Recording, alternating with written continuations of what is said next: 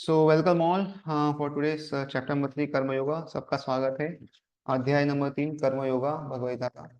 सो हमने पहले दो वर्सेस में देखा कि अर्जुन कैसे कंफ्यूज थे। रिनंसिएशन एक्शन, क्या सब कुछ त्याग करे या कार्य करे, या लड़ाई करे या सब कुछ छोड़ दे, ये उनका प्रश्न था। और वो कह रहे थे कि क्या करूं मैं, आप निश्चिंत होकर मुझे बताइए। और इसके उत्तर में तीसरे से नौवें जो श्लोक है उसमें कृष्ण कहते हैं कि निष्काम कर्म योग बहुत अच्छा है ज्ञान योग से, यानी work is better than reaction. और वर्क कैसे करना है या काम कैसे करना है, निष्काम मतलब फल की इच्छा नहीं रखनी है और भगवान के लिए कार्य करना है, ये बहुत अच्छा है आपके लिए। और इसमें हमने देखा कि कैसे अगर प्री मैचुरली अगर रिनंसिएशन कर लिए तो अच्छा नहीं है और इससे लाभ नहीं है। और एक्शन जो है वो बहुत जरूरी है। और इनएक्शन इज इन नेचुरल, मतलब ये कोई भी व्यक्ति विदाउट कोई कार्य करे नहीं रह नहीं सकता। और कोई व्यक्ति अगर दिखावा भी करता है लेकिन आ, उनका उसमें ध्यान, उनका जो मन है उसका ध्यान अगर कहीं और रहता है तो वो इंद्रिया उसको लेके जाती है। इससे अच्छा प्रयत्न करना चाहिए कि कैसे वो कृष्ण भाव में रह के अपना कार्य कर सके। और इस तरह कार्य करने से बंधन में नहीं फंसेगा। अगर भगवान विष्णु के लिए कार्य करेगा तो बंधन में फंसेगा नहीं, ये हमने देखा। और उसके बाद में हम देखा 10 से 16 श्लोक में कि कर्म कांड से कर्म योग, यानी यज्ञ कैसे करते हैं। और यज्ञ में धीरे धीरे हमें क्या करना चाहिए कि कोऑपरेशन होना चाहिए देवताओं और मनुष्यों के बीच में। और इस तरह हमने पूरा एक साइकिल देखा कि कैसे भगवान कृष्ण से वेद आए हैं और वेद से अपने कर्म आए हैं। और कर्म यानी जो ड्यूटीज है वो कैसे करनी चाहिए, यज्ञ या सेक्रीफाइस जैसे। और सेक्रीफाइस जैसे करेंगे तो क्या होगा, जो देवता है वो खुश होंगे और देवता जो है बारिश देंगे और बारिश से अनाज आएगा और अनाज से सब जीव जीवित रहेंगे। और ये अनाज जो है उन्हें भगवान को ऑफर करके ग्रहण करना चाहिए। तो ये हमने पूरा साइकिल देखा 14 और 15वें श्लोक में। और उसके बाद आगे हमने देखा कि कैसे अगर हम कुछ ऑफर नहीं करते तो सिन कहलाएगा और इसलिए सिन नहीं करना चाहिए। और उसके बाद में 17 35 श्लोक में हमने देखा निष्काम कर्म योग करने वाला व्यक्ति कैसा होता है और वो कैसे कार्य करता है, उसमें हम चर्चा कर रहे हैं। तो सेल्फलेस व्यक्ति जो होता है उसको कोई कार्य करने की जरूरत नहीं है। जो आत्म साक्षात्कार व्यक्ति है उसके लिए कोई भी ऐसा लिखा नहीं है कोई ये कार्य करना है, उसको कोई चीज में दिलचस्पी नहीं है, लेकिन वो एक उदाहरण प्रस्तुत करने के लिए कार्य करता है। और इसमें हम आगे 20वें श्लोक से आगे हम आज देखने वाले हैं। तो श्लोक क्रमांक 20 हम देखते हैं। कर्मणेवा हि संसिद्धिम् आस्थिता जनकादया लोक संग्रहमेवापि संपश्यं कर्तुम अर्हसि। Kings such as Janaka attained perfection solely by performance of prescribed duties. Therefore, just for the sake of educating the people in general, you should perform your work. तो जनक जैसे राजाओं ने केवल नियत कर्मों को करने से ही सिद्धि प्राप्त की, अतः सामान्य जनों को शिक्षित करने की दृष्टि से तुम्हें कर्म करना चाहिए। सो जनक महाराज जो थे उन्होंने अपना कार्य करके सिद्धि प्राप्त की। और आपको भी क्या करना चाहिए, आप भले ऊंचे स्तर पे हो लेकिन बाकी लोगों को सही ज्ञान या शिक्षा देने के लिए आपको भी क्या करना चाहिए, कार्य करना चाहिए। Kings like Janak were all self realised souls, तो ये सब आत्म साक्षात्कारी सब जीव थे। Consequently they had no obligation to perform the prescribed duties in the Vedas. Nonetheless, they performed all prescribed activities just to set examples for the people in general. तो जनक महाराज को या कोई कार्य करने की जरूरत नहीं थी जो वेदों में लिखा गया है, लेकिन फिर भी वो कार्य क्यों करते हैं, ताकि लोगों के सामने सही उदाहरण प्रस्तुत कर सके। Janak was the father of Sita and father in law of Lord Shri Ram, but being a great devotee of the Lord he was transcendentally situated, but because he was the king of Mithila, a subdivision of Bihar province in India, he had to teach his subjects how to perform prescribed duties. तो जनक महाराज सीता के पिता, sorry Sita के हाँ पिता थे और राम जी के ससुर थे। तो भगवान के बहुत बड़े भक्त थे और भक्त होने के नाते वो सब चीज़ों से जो आध्यात्मिक चीजों में ज्यादा रुचि रखते थे और भौतिक चीजों से विरक्त थे। किंतु बाकी लोगों को उदाहरण प्रस्तुत करने के लिए, क्योंकि वो राजा थे मिथिला के, और बाकी सब जो विषय है उनके, जो बाकी सब लोग हैं उनको सही तरीके से आगे बढ़ाने के लिए उनको बताना चाहते थे कि कैसे अपना कर्तव्य हमें पालन करना चाहिए। The Lord Krishna and Arjuna, the Lord's eternal friend, had no need to fight in the battle of Kurukshetra, but they fought to teach people in general that violence is also necessary in the situation where good arguments fail. तो भगवान कृष्ण और अर्जुन जो भगवान के दोस्त हैं, उनको युद्ध करने की कोई जरूरत नहीं थी। किंतु युद्ध क्यों करते हैं? ताकि आम जनता को समझा सके कि जब अच्छी चीजें काम नहीं करती तब शस्त्र उठाना पड़ता है, और उस समय हमें वायलेंस भी करने की जरूरत है। मतलब हमेशा चुप रहने की जरूरत नहीं है, ये उनको बताने की आवश्यकता पड़ी। Before the battle of Kurukshetra, every effort was made to avoid the war, even by Supreme had recorded, but the other party was determined to fight. तो ये जो रणभूमि में जो युद्ध हुआ, उसके पहले हर एक प्रयत्न किया गया था कि इस जंग को रोका जाए, इस लड़ाई को रोका जाए, और स्वयं भगवान कृष्ण ने भी सारे प्रयत्न किए थे। लेकिन सामने जो दुर्योधन और सब सेनाएं थी, वो बहुत ही उत्सुक थे कि उनको लड़ना ही है, और इसलिए ये लड़ाई हुई। So for the right such a right cause there is necessity of fighting. तो ऐसे सही कारण के लिए लड़ाई करना बहुत जरूरी है। Although one who is situated in Krishna consciousness may not have any interest in the world, he still works to teach the people how to live and how to act. तो जो भक्त कृष्ण भाव में रहता है उसे दुनिया में कोई दिलचस्पी नहीं है, लेकिन आम जनता को बताने के लिए कैसे जीवन जीना चाहिए और कैसे व्यवहार करना चाहिए वो बताता है। Experienced person in Krishna consciousness can act in such a way that others will follow, and this is explained in the following verse. तो जो व्यक्ति अनुभव रहते हैं कृष्ण भावनामृत में, वो इस तरह काम करते हैं ताकि बाकी लोग उनको पीछे पीछे उनको जो पद चिन्हों पे चल सके, और ये जो कैसे कर सकते हैं अगले श्लोकों में बताया गया है। तो ये 21 श्लोक जो है बहुत ही one of the important shlokas है, और आज के लाइफ में तो बहुत इम्पोर्टेंट है, तो हम इसको अच्छे समझने का प्रयत्न करेंगे। यद यद आचरति श्रेष्ठास् तत्तत् एव तरो जना, स यत् प्रमाणाम कुरुते लोकस्तद् अनुवर्तते। तो यत यत लिखा है वॉट एवर आचरति ही डज, श्रेष्ठा रिस्पेक्टेड लीडर, तत् दैट एंड दैट अलोन, एव सर्टेनली, इतर कॉमन जन पर्सन, स ही यत whichever pramanam example kurute does perform, loka all the world, that anuvartate follows in the footsteps. So whatever actions a great man performs, common men follow, and whatever standards it sets by exemplary acts, all the world pursues. So महापुरुष जो जो आचरण करते हैं, सामान्य व्यक्ति उसी का अनुसरण करते हैं। वह अपने अनुसरणीय कार्यों से जो आदर्श प्रस्तुत करता है, संपूर्ण विश्व उनका अनुसरण करता है। तो जो भी लीडर्स हैं, जो भी अच्छी पोजीशन में है, तो जो भी वो कार्य करते हैं आम जनता उसी को फॉलो करती है, और इसीलिए लीडर बनना बहुत जवाबदारी का कार्य है, और किसी का नेतृत्व करना बहुत जवाबदारी वाला कार्य होता है। इसलिए उसे सही में शास्त्रों के द्वारा जानना चाहिए कि क्या कार्य उसके लिए उपयुक्त है, और उसके हिसाब से ही उसे कार्य करना चाहिए। तो people in general always require leader who can teach the public by practical behaviour. तो आम जनता जो रहती है उन्हें हमेशा कोई आदर्श नेता चाहिए जो उन्हें अपने व्यावहारिक जीवन से बता सके कैसा उन्हें व्यवहार करना चाहिए।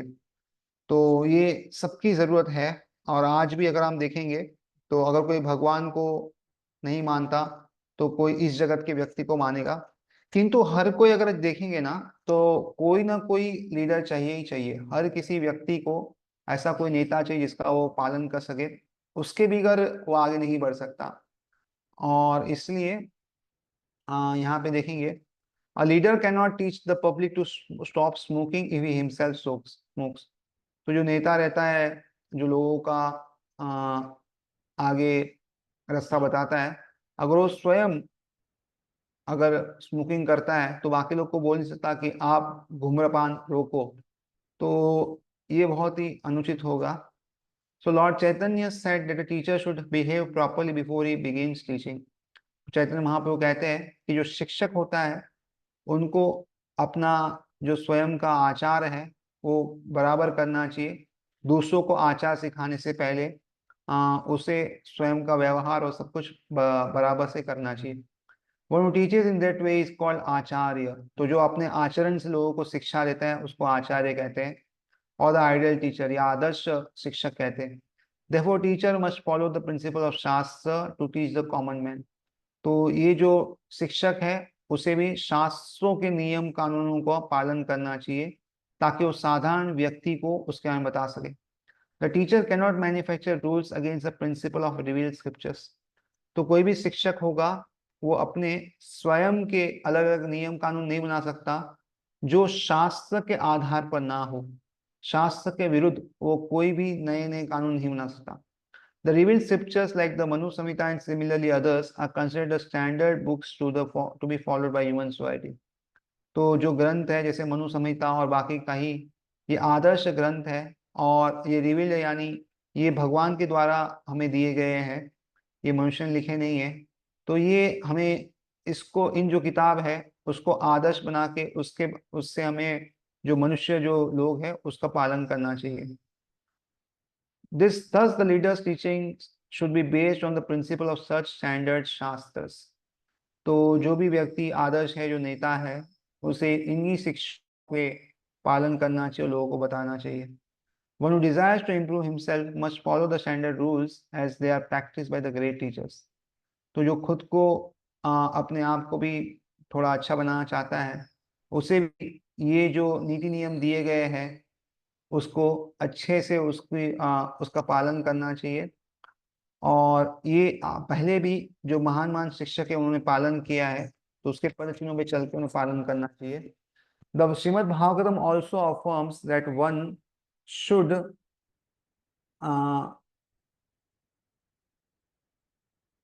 follow in the footsteps of the great devotees, and that is the way of progress on the path of spiritualization. तो भागवतम श्रीमद् भागवतम भी कहता है कि हमें क्या करना चाहिए, जो महान भक्त उनके पदचिन्हों पे चलना चाहिए. तो इस तरह अगर हम चलेंगे तो भक्ति में आगे बढ़ेंगे. The king or the executive head of the state, the father of the and the school teacher are all considered to be natural leaders of innocent people in general. तो जो राजा होते हैं या कोई बड़ा पद होता है उसका राज्य में, या कोई पिता हो या कोई शिक्षक हो, तो ये सब जिसकी पदवी बड़ी है, तो ये सब जो है नेचुरल तरीके से सबके लीडर बन जाते हैं या नेता बन जाते हैं, प्राकृतिक तरीके से सबके नेता बन जाते हैं. और ये सामान्य जो भोले भाले लोग हैं उनको शिक्षा देते हैं. All such natural leaders have a great responsibility to their dependents. Therefore, they must be conversant with the standard books of moral and spiritual codes. तो इनकी बहुत सारी जवाबदारी है साधारण व्यक्ति के प्रति जो उन पे निर्भर है, और इसलिए उनको जानकारी होनी चाहिए कि सही तरीके से आचरण कैसे कर सकते और क्या नीति नियम है आचरण के, और साथ ही साथ नैतिक आचरण और साथ ही आध्यात्मिक आचरण कि क्या क्या सिद्धांत उनको पता होना चाहिए. तो इस तरह अगर वो करेंगे तो आगे बढ़ेंगे. तो हमें अनुसरण करना है, अनुकरण नहीं करना, यानी following the footstep, not imitate नहीं करना किसी को भी, ये पता होना चाहिए. तो जस्ट ये जो श्लोक है उस पर थोड़ी और चर्चा करेंगे. तो आज के समय में जो लीडर्स है और या जो नेता है या जो में पद दिखा रहे, अधिकतर गलत रास्ते पे रहते हैं अगर हम देखेंगे, और अधिकतर लोग जो है वो गलत शिक्षाएं देते हैं, और इसीलिए आज का जो समाज वो गलत दिशा में जा रहा है. तो हम देखते हैं कि जो जो नेता है या जो बड़े बड़े स्टार या जो भी है, अधिकतर लोग सिगरेट बीड़ी सब पीते हैं या बहुत सारी गलत आदतें उनको होती है, और इसलिए सामान्य जनता को भी पीछे वैसे ही करते हैं. और ये कहा जाता है कि this is the standard of life और दिस इज एडवांसमेंट. तो इसको बताया जाता है कि अगर कोई व्यक्ति ऐसा ऐसा करेगा तो इसका मतलब वो आधुनिक व्यक्ति है या बहुत विद्वान है। और इसीलिए ये जो श्लोक है ना, ये बहुत आज के समय में बहुत उपयुक्त है कि यद्यद आचरति शेषतः, जिस तरह बड़े बड़े लोग जो होते हैं उनका आचरण होता है वैसे ही साधारण व्यक्ति उनका अनुकरण करेंगे। और इसलिए भक्तों की खासकर बहुत जवाबदारी है कि भक्तों को अपना व्यवहार जो है वो सुधारना चाहिए और सब जगह अच्छा व्यवहार करना चाहिए। जितना ज्यादा हम अच्छा व्यवहार करेंगे बाकी लोग भक्ति में जुड़ेंगे। अगर हमारा व्यवहार अच्छा नहीं होगा तो समझना चाहिए कि बहुत कम लोग भक्ति में जुड़ेंगे। और इसलिए हमारा प्रयत्न होना चाहिए कि हमारा जो व्यवहार है, साधारण व्यवहार जो लोगों से करते हो, बहुत अच्छा हो। और ऐसा कहते हैं कि अगर भक्ति करेंगे तो भक्ति करने से धीरे धीरे सद्गुण जो है, देवताओं के सारे गुण हैं, वो भक्त में आते हैं। और इसका मतलब अगर हम सही से भक्ति करें तो धीरे धीरे हमारे में नम्रता बढ़ेगी, सहनशीलता बढ़ेगी, गर्व कम होगा। तो हमें ये हमेशा चेक करते रहना चाहिए कि क्या हम भक्ति में प्रगति कर रहे हैं, और इसका मतलब क्या अलग अलग जो गुण हैं हमारे में विकसित हो रहे कि नहीं। और अगर गुण विकसित नहीं हो रहे तो इसका मतलब हम भक्ति ठीक से कर रहे हैं कि नहीं, उसके बारे में हमें थोड़ा मननशील होना पड़ेगा, थोड़ा विचार करना पड़ेगा, और फिर हम आगे बढ़ सकते हैं। तो इसलिए आ, खासकर भक्तों की जवाबदारी है कि उन्हें अपना एक आदर्श व्यक्ति कैसे प्रस्तुत करना होगा लोगों में, ताकि ज्यादा लोग भक्ति में जुड़ सके। और अधिकतर लोग भक्ति में नहीं जुड़ते, उसका एक कारण ये भी होता है कि आदर्श जो स्टैंडर्ड है या जो चीज है वो भक्त प्रस्तुत नहीं करते। और इसलिए लोग देख नहीं पाते कि जो भक्त है और अभक्त है उसमें क्या अंतर है।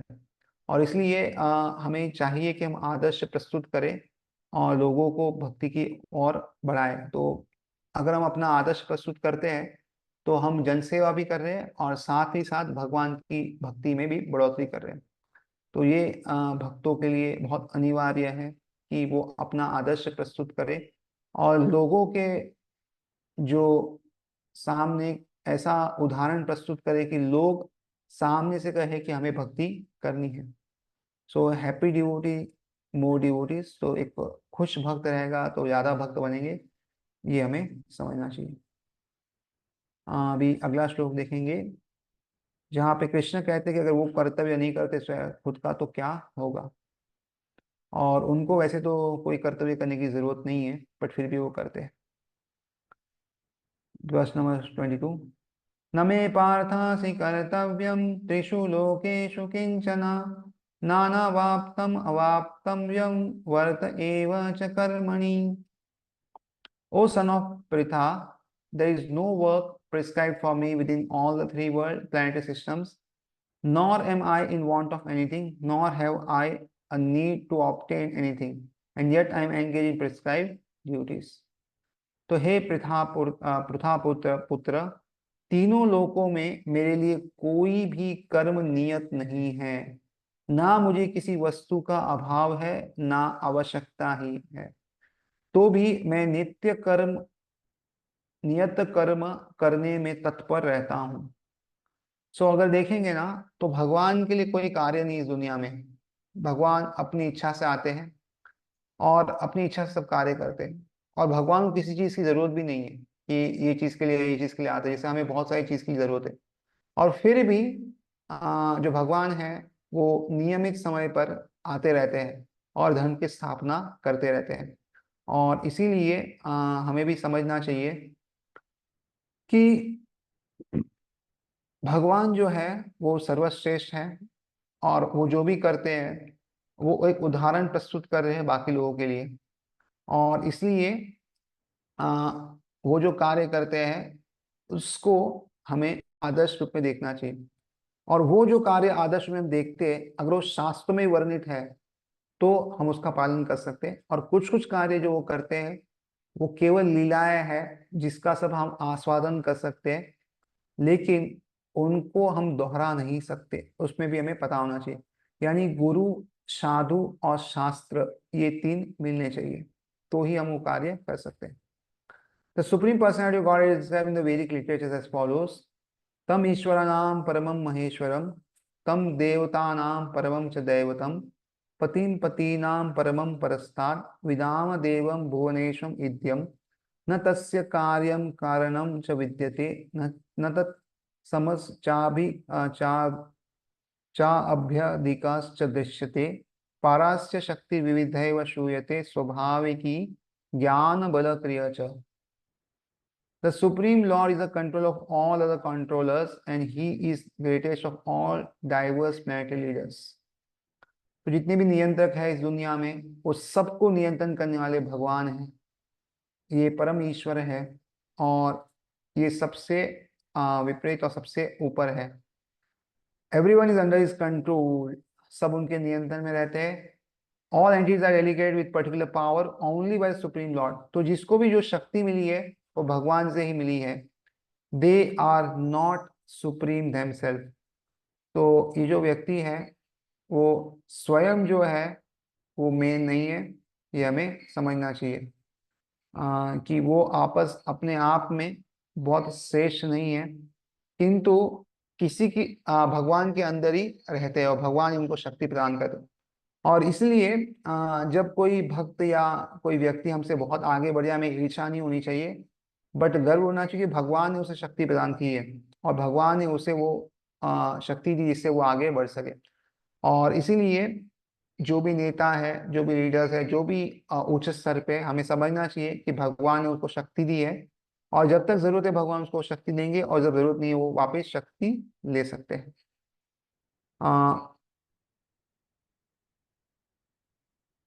They are not supreme themselves. He is also worshiped by all demigods and is the supreme director of all director. तो सारे देवता जो है उनकी पूजा अर्चना करते हैं और सबका मार्गदर्शन वो करते हैं। जितना भी मार्गदर्शन है सबके मेन जो मार्गदर्शक है वो है। Therefore, he is transcended to all kinds of material leaders and controls and is worshipped by all. तो इसलिए वो इस भौतिक नहीं आध्यात्मिक है और भौतिक जितने भी यहाँ के लीडर्स है, नेता है, कंट्रोलर है, वो सारे लोग उनकी पूजा अर्चना करते हैं। There is no one greater than him and he is the supreme cause of all causes. So कोई भी ऐसा व्यक्ति नहीं है जो उनसे बढ़कर है और सब कारणों के कारण भगवान है। तो एक प्रश्न आता है यहाँ पे स्वाभाविक से कि सब कारण कारण भगवान है तो क्या मेरे दुखों के कारण भी भगवान है? क्योंकि सुख तो आता है तो हमें अच्छा लगता है, लेकिन दुख आता है तो हमें प्रश्न आता है कि क्या ये दुख का कारण भगवान है? तो एक्चुअली अगर देखा जाए तो ये दुख भी भगवान से आया है और जितने भी सुख है वो भगवान से आते हैं, क्योंकि सब कारण के कारण भगवान है। किंतु ये जो दुख है जो भगवान हमें देते हैं वो भी इसलिए देते हैं ताकि हमारा शुद्धिकरण हो सके और हम जल्दी भगवत धाम जा सके, उनके धाम। तो ये कर्म के जैसे नहीं है। कर्म का मतलब क्या है? अगर कोई व्यक्ति अच्छा करे तो अच्छा फल मिलता है, लेकिन जब कृष्ण की कोई भक्ति करता है और उसे कोई सजा मिलती है या कुछ मिलता है तो इसका मतलब क्या हुआ कि कृष्ण चाहते हैं कि वो भक्त जल्दी से जल्दी मेरे पास आ जाए। तो क्या करते हैं, जितना भी उसका कर्म बचा हुआ है, चाहे इस जन्म का अगले जन्म का, सबको एक जिप फाइल में पैक करते हैं। इतना बड़ा जो फाइल है उसको छोटा सा जिप फाइल कर देते हैं और इस जिप फाइल में पैक करने के बाद वो क्या करते हैं, अपने पास रखते हैं और जितना जरूरी है केवल उतना ही कर्म उसको ट्रांसफर करते हैं ताकि वो शुद्ध भक्त बन सके। यानी भक्ति करने के बाद क्या होता है, इच्छाएं तो खत्म हो जाती है, बहुत सारी जो हम लोग कार्य करते हैं उसका तो बहुत सा साफ हो जाता है, बहुत सा कम, लेकिन जो अंदर जो उसकी वासनाएं हैं वो रह जाती है। यानी जो डीप डीप डिजायर है अंदर कुछ करने की, वो बहुत बार रह जाती है और उसको खत्म करने के लिए भगवान उस कर्मों को यूज करके उसे भी खत्म करते हैं। और साथ में अगर बचा खुचा कुछ होगा तो भी उसे समाप्त कर देते हैं। तो चाहे हमें अगले जन्म में कोई जानवर का हो, मनुष्य का, जो भी मिलने वाला था वो सब भगवान चाहते जल्दी जल्दी खत्म हो जाए और वापस हम जा सके। तो इसलिए भगवान बहुत बार हमें दुख देते हैं। तो हमें प्रसन्न रहना चाहिए हमेशा कि हमारा जो भविष्य है वो उज्ज्वल है, चाहे अभी हम सुख में हो या दुख में हो, जो और भविष्य में भगवत धाम जा रहे हैं, और इसीलिए हमें हमेशा खुश रहना चाहिए। He does not possess bodily form like that of ordinary living entity. तो जैसे बाकी जो जीव है उनके पास ये भौतिक शरीर है, उनके पास ऐसा कोई भौतिक शरीर नहीं है, बट उनका शरीर आध्यात्मिक है। There is no difference between his body and his soul. तो उनके शरीर और आत्मा में कोई फर्क नहीं है। Is absolute, all his senses are transcendental. तो जितनी भी उनकी इंद्रियां हैं सब आध्यात्मिक हैं और सत्य है, परम सत्य है। And one of his senses can perform the action of any other sense, therefore no one is greater than him और equal to him. His potencies are multifarious and thus his deeds are automatically performed as a natural sequence। तो समझना चाहिए उनकी कोई भी इंद्रिय जो है बाकी इंद्रियों का काम करती है। इसका मतलब क्या है, वो आंखों से खा सकते हैं और बाकी सब कार्य जो आंखों से ही वो बाकी जीव की उत्पत्ति कर सकते हैं, और इस तरह वो कोई भी एक इंद्रिय से बाकी कार्य कर सकते हैं, हम ऐसा नहीं कर सकते। तो इसलिए उनके शरीर में और उनकी आत्मा में कोई फर्क नहीं है, और उनके जैसा या उनके बढ़कर कोई भी नहीं है, और उनकी बहुत सारी अलग शक्तियां हैं, और जो भी उनको कार्य करना है वो अपने आप ही हो जाता है। उनको जो भी कार्य कराना है अपने आप ही हो जाता है, उनके लिए अलग से उनको कोई मेहनत करने की जरूरत नहीं है। Since everything is in full operation in personality of supreme, the personality of Godhead, and is existing in full truth, there is no duty for supreme personality of Godhead। क्योंकि सारे जितने भी ऐश्वर्य है वो पूरी मात्रा में भगवान के अंदर समाहित है, और वो परम सत्य है, और इसके लिए उनके पास कोई भी कार्य करने के लिए शेष नहीं है, उनको कोई भी कार्य करने की जरूरत नहीं है। One who must receive the results of work has some designated duty, but one who has nothing to achieve within the three planet system certainly has no duty. तो जिसको कुछ अपेक्षा है कि कुछ मुझे ये कि ये मिलना चाहिए काम करने से, उसके लिए कुछ कार्य है कि ये कार्य करोगे तो ये फल मिलेगा, ये फल मिलेगा। लेकिन किसको अगर कुछ फल की अपेक्षा ही नहीं है और इस तीनों जगह से कुछ लेना ही नहीं है, तो उसको कोई कार्य करने की भी आवश्यकता नहीं है। And yet Lord Krishna is engaged on the battlefield of Kurukshetra as a leader of Kshatriyas, because the Kshatriyas are duty bound to give protection to the distress। लेकिन यहाँ पे अगर आप देखेंगे तो भगवान कृष्ण जो है कुरुक्षेत्र की रणभूमि पे युद्ध कर रहे हैं और सारे क्षत्रियों का नेतृत्व कर रहे हैं, क्योंकि क्षत्रिय जो है उनका कर्तव्य बनता है कि बाकी जो साधारण जनता है उनकी वो रक्षा करे, और साधारण जनता जो है उनको कोई परेशानी ना हो। Although he is above all the regulation of revealed scriptures, he does not do anything that violates the revealed scriptures। तो ऐसे तो भगवान जो है वो सब नीति नियम के परे है, किंतु इस दुनिया का कोई भी नीति नियम वो तोड़ते नहीं है, और इसलिए ग्रंथों के आधार पर ही वो कार्य करते हैं। हम देखेंगे कि उनका भी जन्म होता है जैसे बाकी लोगों का होता है, तो उनको कोई माँ के घर में आने की जरूरत नहीं है, वो डायरेक्टली आ सकते हैं, लेकिन वो मनुष्य लीला करे तो आते हैं। वैसे ही हम देखते कैसे उनकी मृत्यु होती है, जरा नाम का जो हंटर होता है, वो उनको मारता है बाण। तो ये सब जो कार्य है करने की जरूरत नहीं है, किंतु भौतिक जगत में उदाहरण प्रस्तुत करने के लिए वो सारे कार्य करते हैं जो मनुष्य जैसे लिखते हैं, इसलिए मनुष्य जैसी लीलाएं वो करते हैं। और इस तरह अभी अगले श्लोक में देखेंगे कि अगर वो अपना कार्य नहीं करेंगे तो क्या होगा। यदि हेयायं न वर्तेयं जातु कर्मणि अतीन्द्रिता, मम वर्तमानुवर्तन्ते मनुष्या पार्थ सर्वशः। For if I ever fail to engage in carefully performing prescribed duties, O Partha, certainly all men would follow my path। क्योंकि यदि मैं नियत कर्मों को सावधानी पूर्वक ना करूं, तो हे पार्थ, यह निश्चित है कि सारे मनुष्य मेरे पथ का ही अनुगमन करेंगे। तो अगर भगवान जो अपने जो भी उनके कर्तव्य वो पूर्ण तरह से नहीं बताएंगे कैसे करना है या नहीं करेंगे, तो क्या होगा, बाकी लोग भी उनके पीछे पीछे ही चलेंगे और वो जो कार्य वैसा करेंगे। So in order to keep the balance of social tranquillity for progress in spiritual life, there are traditionally family usages meant for every civilized man। तो हम देखते हैं कि अगर पूरा संतुलन बनाए रखना है और ये जो भी दुनिया है उसका, तो भगवान क्या करते हैं, जो सारा कार्य है वो करते हैं, और इस तरह वो संतुलन बनाने का प्रयत्न करते हैं। Although such rules and regulations are for the conditioned souls and not for Lord Krishna, because he descended to establish the principle of religion, he followed the prescribed rules. तो ये जितना भी हम देखते हैं कार्य है, और ये जो कार्य है वो किसके लिए है?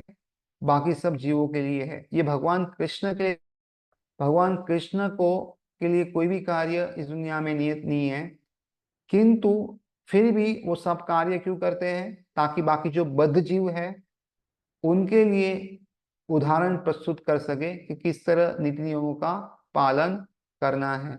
और इस तरह नीति नियमों का पालन करने से बाकी लोग जो है वो सही दिशा में जाए, ये उनकी इच्छा है।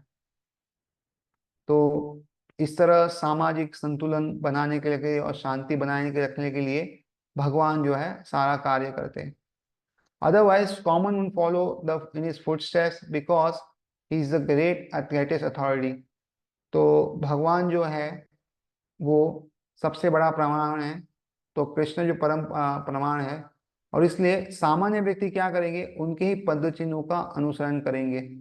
और इसीलिए वो क्या करते हैं? अपने नीति नियम का पालन करते हैं। From the Srimad Bhagavatam, it is understood that Lord Krishna was performing all the religious duties at home and out of home as required as a householder. तो श्रीमद् भागवतम से ये ज्ञात होता है कि श्री कृष्ण जो है अपने घर और तथा बाहर जो भी गृहस्थित धर्म होते थे उसका सब आचरण करते थे। और इस तरह उन्होंने आदर्श प्रस्तुत किया है जब वो द्वारका में रहते हैं। और क्योंकि अगर वो आदर्श प्रस्तुत नहीं करेंगे तो सब लोग उनका ही अनुसरण करेंगे और सब लोग जो है गलत दिशा में जाएंगे। और इसलिए लोग गलत दिशा में ना जाए, इसलिए भगवान कृष्ण सब आदर्श जो है वो प्रस्तुत करते हैं। तो आगे क्या होगा और वो बताते हैं कृष्ण। उस्सीदेयुरिमे लोका न कुर्यां कर्म चेदहम शंकरस्य च कर्ता स्याम् उपहन्यामि मा प्रजा। Utsideyu would be put into ruin, ime all this loka worlds, na not, Kuryam I perform karma, prescribed duties, chet if aham I, Sankarasya of unwanted population, cha and Karta creator Syam be Upahanyam would destroy ima all these praja living entities. So if I did not perform prescribed duties, all this world will be put into ruination. I would be the cause of creating unwanted population, and I would thereby destroy the peace of all living entities. तो भगवान यहाँ पे कहते हैं यदि मैं नियत कर्म ना करूं, अगर मैं अपना जो कार्य है वो ना करूं, तो क्या होगा? सारे लोग नष्ट हो जाएंगे। जितने भी लोग यहाँ पे हैं सब लोग नष्ट हो जाएंगे, और तब मैं अवांछित जन समुदाय को उत्पन्न करने का कारण हो जाऊंगा। जो हमने पहले अध्याय में भी देखा, अर्जुन कहते हैं कि अगर जो वरिष्ठ है वो मर जाएंगे तो क्या होगा? अवांछित जन समुदाय या वर्ण संकर जो है उसकी उत्पत्ति होगी, और इससे पूरे जो जगत में हाहाकार मचेगा। और इस तरह संपूर्ण प्राणियों की शांति का विनाशक बनूंगा। तो अगर जीवन में सही में शांति चाहिए तो अच्छी हमें समुदाय की जरूरत है। जन समुदाय अगर अच्छा होगा तो ही शांति होगा। और इसीलिए जो सारे संस्कार है वो हमें फॉलो करने चाहिए ताकि आगे अच्छी पीढ़ियां आ सके। वर्ण संकर is unwanted population which disturbs the peace of the general society. In order to check this social disturbance, there are prescribed rules and regulations by which the population can automatically become peaceful and organized for spiritual progress in life. तो वर्ण संकर जो होता है वो क्या होता है? अवांछित जन समुदाय है जो सामान्य जन समाज जो होते हैं सामान्य उसकी शांति को भंग करता है। और इसलिए सामाजिक अशांति को रोकने के लिए और विधि विधान जो है उनका बनने के लिए जनता को क्या है? आध्यात्मिक प्रगति के लिए शांत तथा सुख सुरक्षित जीवन चाहिए। सो तो इस तरह अगर अच्छे नियम कानून होंगे और ऐसे बनेंगे तो क्या होगा, सारी जो जनता है वो शांति से रह सकती है। और इस तरह शांति से रहने के बाद क्या होगा, आध्यात्मिक जीवन में प्रगति कर सकती है। और इस तरह आध्यात्मिक जीवन में प्रगति करेगी तो धीरे धीरे सब जन्ममृत्यु के चक्कर से मुक्त हो सकते हैं। तो ये वर्णाश्रम धर्म जो बनाया था भगवान ने, स्वयं आगे आएगा कैसे वो बनाते। तो ये उसका मेन कारण यही था कि धीरे धीरे सब भगवान भक्ति की ओर बढ़े और जन्म मृत्यु के चक्कर से मुक्त हो जाए। When Lord Krishna descends, naturally he deals with such rules and regulations in order to maintain the prestige and necessity of such important performance. तो जब भगवान यहाँ पे अवतरित होते हैं तो सब नीति नियमों का इस तरह पालन करते हैं कि उसको नीति नियम की रक्षा हो सके, और ये उनका कर्तव्य है और लोग भी उसको फॉलो कर सके, इस तरह वो करते हैं। और क्या उसका महत्व है ये लोगों को बताने के लिए भी वो ये सब करते हैं। The Lord is the father of all living entities, and if the living entities are misguided, indirectly responsibility goes to the Lord. तो भगवान जो कृष्ण है सब जीवों के पिता है, और सब जीवों के पिता होने के कारण अगर कोई जीव गलत दिशा में जाता है तो इसकी जो भी उत्तरदायित्व है वो भगवान को जाता है। Therefore, whenever there is a general disregard of regulatory principles, the Lord Himself descends and corrects the society. तो जब जब भी ऐसा कभी होता है कि लोग नीति नियमों का पालन नहीं करते और जब ये बहुत बढ़ जाते तो भगवान स्वयं आते हैं और उस जो भी सिचुएशन है उसको वापस दुरुस्त करते हैं। We should, however, note carefully that although we have to follow in the footsteps of the Lord, we still have to remember that we cannot imitate Him. तो हमें उनका अनुसरण करना है, अनुकरण नहीं करना। तो ये हमें जानना चाहिए। Following and imitating are not on the same level. तो अनुसरण और अनुकरण ये दोनों अलग अलग हैं। We can not imitate the Lord by lifting Govardhan hill. तो हम गोवर्धन पर्वत उठाकर भगवान का अनुकरण नहीं कर सकते। As a lord in this childhood, जैसे उन्होंने बचपन में किया, it is impossible for any human being, ये मनुष्य के लिए असंभव है। We have to follow his instructions but we may not imitate him at any time. तो जो भी उन्होंने हमें अलग अलग उपदेश दिए हैं वो हम अच्छे से फॉलो करेंगे, किंतु हम उनको अनुकरण कभी नहीं करेंगे। श्रीमद् भागवतम 10.33.30-31 affirms, नैतात् समाचरे जातु मनस्सापि य अनीश्वर विनाश्यति आचरन् मोद्यात् यथा रुद्रो अभिजां विषम्। ईश्वराणां वच सत्यं तथैवाचरितं क्वचित् तेषां यत् स्ववचो युक्तं बुद्धिमां तत्समाचरेत्। One should simply follow the instructions of the Lord and His empowered servants. तो हमें क्या करना चाहिए, जो उद्देश्य मिले हैं भगवान से और जो भगवान के द्वारा जिन्होंने भगवान ने जिनको नियुक्त किया गया है, ऐसे भगवान के शक्ति प्रदत्त जो सेवक है उन्होंने जो नियम दिए उनका हमें पालन करना चाहिए। The instructions are good for us. तो उन्होंने जो भी हमें करने को कहा है, जो भी उपदेश दिए हैं वो हमारे भले के लिए है। And any intelligent person will perform them as instructed. और कोई बुद्धिमान व्यक्ति होगा वो वैसे ही करेगा जैसे बताया गया है। However, one should not guard against trying to imitate their actions. तो हमें उनकी कोई भी चीजों का अनुकरण नहीं करना है। One should not try to drink the ocean of poison in imitation of Lord Shiva. तो जैसे शिव जी ने पूरा कला का जो विष पिया था, समुद्र से जितना बड़ा जो विष पिया था, वैसा हम नहीं कर सकते, नहीं तो हमारी मृत्यु हो जाएगी।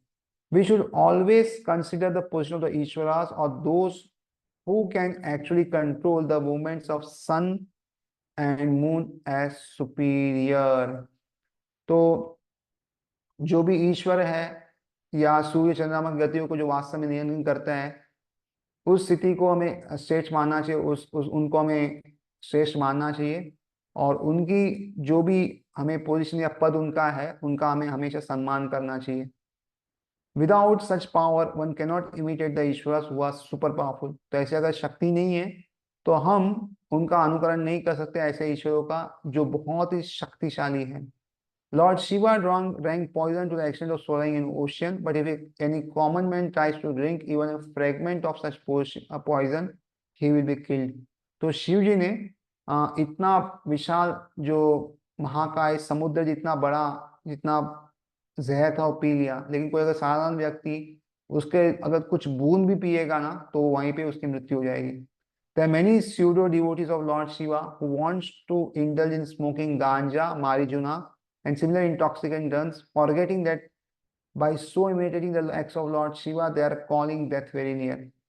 तो बहुत सारे ऐसे दिखावटी भक्त होते हैं भगवान शिव जी के, जो गांजा, मारिजुना, ये सब अलग अलग जो नशीले पदार्थ है उसका सेवन करते हैं और भूल जाते हैं कि वो शिव जी का अनुकरण नहीं कर सकते और मृत्यु को बहुत नजदीक बुलाते हैं। Similarly, there are some pseudo devotees of Lord Krishna who prefer to imitate the Lord in his Ras Leela. तो बहुत सारे भगवान कृष्ण के भी ऐसे दिखावे के भक्त होते हैं जो उनकी जो लीला है रास लीला उनका अनुकरण करने चाहते हैं, forgetting their inability to lift golden hill. तो रासलीला का जो नाच है वो तो करना चाहते हैं, लेकिन ये नहीं देखते कि भगवान ने गोवर्धन जो है वो अपनी उंगली में उठाया था। It is best therefore that one not try to imitate the powerful but simply follow their instructions। तो ये बहुत ही अच्छा होगा कि हम उनका अनुकरण ना करें जो बहुत शक्तिशाली है, लेकिन अनुसरण करें, उनके पदचिन्हों पे चले। Not should one try to occupy their post without qualification. और उनकी जो गद्दी है अगर हमारी वैसी लायकात नहीं है तो हमें उसको लेना नहीं चाहिए।